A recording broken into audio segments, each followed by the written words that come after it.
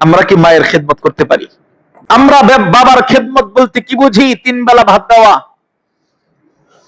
3 বেলা 4টা খাবার দেওয়া। এই খাবার নিয়েও তো ভাই ভাই মারামারি হয়। 3 বেলা শুধু খাবার নিয়ে, বিশ্বাস করেন না? শুধু 3 বেলা 4টা খাবার দিবে, খাবার ভাত,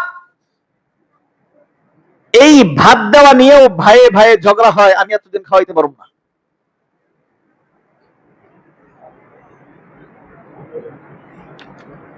অথচ আমরা কত বাবা এরকম আছি।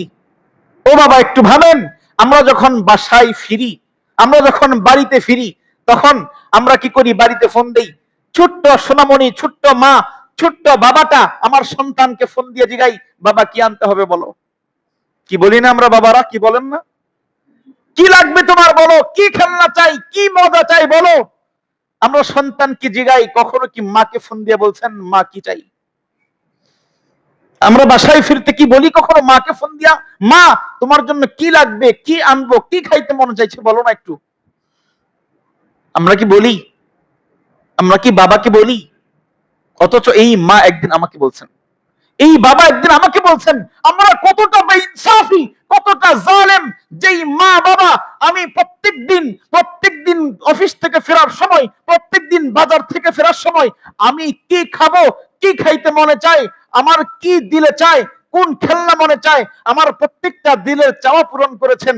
আজকে আমার যখন সামর্থ্য হয়েছে, এই মা বাবাকে খাবার দেওয়া নিয়ে ভাগাভাগি শুরু করি, খাবার দেওয়া নিয়ে। এজন্য মা বাবার খিদমত করা চাই, মা বাবার খিদমত করা চাই, মা বাবার হাত পাটা মালিশ করা চাই। একটু পায়ের মধ্যে তেল লাগায় একটু দোয়া চান, একটু মাকে বলেন মা আমার মাথায় একটু হাত বুলাইয়ে দেন, বাবাকে বলেন বাবা একটু মাথায় হাত বুলাইয়ে দেন। দেখবেন এর চাইতে শান্তি, এর চাইতে আনন্দ, এর চাইতে উৎফুল্লতা আসমানের নিচে জমিনের উপরে কোথাও নাই, কোথাও নাই, কোথাও নাই। একটু মায়ের কাছে গিয়ে আজকে বললেন মা একটু মাথায় হাত বুলাইয়ে দেন।